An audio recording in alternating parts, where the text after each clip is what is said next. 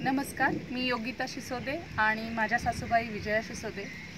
नेहमीचीच नोकरी आणि नेहमीचंच कामं करण्यापेक्षा आम्ही काहीतरी वेगळं करण्याच्या उद्देशाने आम्ही शेती करण्याचं ठरवले। आम्हाला ऑलरेडी निसर्गाची आणि शेतीची खूप आवड आहे आणि आम्ही शेती करायचं ठरवलं। पण शेती ह्यांचे मित्र, माझे मिस्टर अजय शिसोदे यांचे मित्र आहे सुशील डोंगरे म्हणून, त्यांची मखमलाबाद जवळ 5.5 एकर जमीन आम्हाला मिळाली कसण्यासाठी। आम्ही ती शेती करण्यासाठी घेतली। सुरुवातीपासूनच आम्ही त्याच्यात विविधता ठेवली, त्याच्या पिकांमध्ये वेगवेगळे प्रकार घेण्याचे ठरवले आणि पहिल्यांदा भाजीपाला आम्ही त्याच्यात सुरुवात केली। कांदापात, मेथी, कोथिंबीर, वांगी असे इत्यादी भाज्या आम्ही घेतल्या। नंतर सोयाबीन वगैरे ही कडधान्य पण घेतली, मठ, मूग वगैरे। तर सगळंच चांगलं आलं। नाशिकची ओळख जरी द्राक्ष बागायतदार म्हणून असली किंवा द्राक्ष उत्पादक जिल्हा म्हणून असली तरीही आम्ही त्याच्यामध्ये काहीतरी वेगळं करण्याच्या हिशोबाने साधारण 4 एकरमध्ये आम्ही केळीची लागवड केली। केळीची लागवड आमची यशस्वीरित्या झाली आणि केळी अतिशय सुंदर आणि खूप छान पद्धतीने तेथे केळीचं उत्पादन पण निघायला लागलं। केळी हे नाशवंत पीक असल्यामुळे व्यापाऱ्यांनी ते लॉकडाऊनच्या काळात खूप कमी रेटमध्ये मागितले, तरी आम्हाला ते त्या काळात द्यावे लागले। पर्याय नसल्यामुळे आम्हाला तो पर्याय निवडावा लागला। पण तरीही आम्ही सगळीकडे केळीचं विक्रीसाठी शोध घेतला की कुठे आम्हाला भाव चांगला मिळेल। आम्ही केळीची विक्रीसाठी आम्ही सगळे चिप्सवाले, व्यापारी प्लस मॉल्सवाले सगळ्यांशी कॉन्टॅक्ट केले आणि सगळ्यांना केळीचं विक्रीसाठी शोध घेतला। तर बऱ्यापैकी आम्हाला रिस्पॉन्स छान मिळाला। बऱ्यापैकी मॉल्सवाल्यांनी घेतली, बऱ्यापैकी चिप्सवाल्यांनी पण आमची केळी घेतली।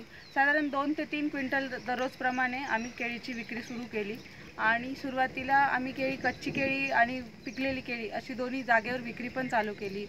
फक्त लॉकडाऊनच्या काळामध्ये जरा पर्याय नसल्यामुळे कमी रेटमध्ये पण आम्हाला केळी विकावी लागली। केळी खालून खराब होऊ नये म्हणून केळीची पानं आणलेली आहेत।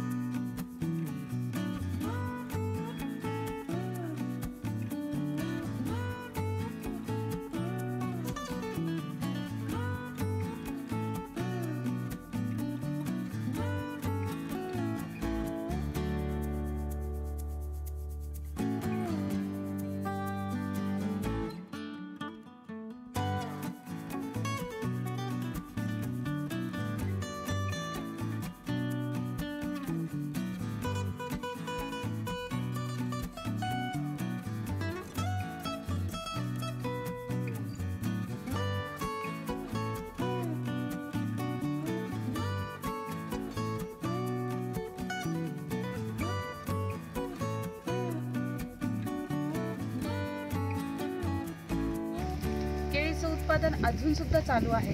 केळी आता आमची वर्ष झाले सुरुवातीपासून चालू आहे आणि आता पुढच्या वर्षी ती तयार असणार आहे। लॉकडाऊनचा कितीही फटका बसला तरी आम्ही त्याच्यातनं बाहेर पडणार आहोत आणि त्यातनं चांगला मार्ग आणि चांगल्या गोष्टी करायच्या ठरवल्यात आणि त्यातूनही चांगलं काहीतरी होईल असा पॉझिटिव्ह विचार करूनच आम्ही ही केळीची लागवड कंटिन्यू ठेवली आहे। पुढच्या वर्षी याचा नक्कीच फायदा होईल आणि आत्ता सध्या ही केळी चालू आहे, पण सध्या पावसाचे वातावरण खूप असल्यामुळे सध्या तिची स्थगिती आहे।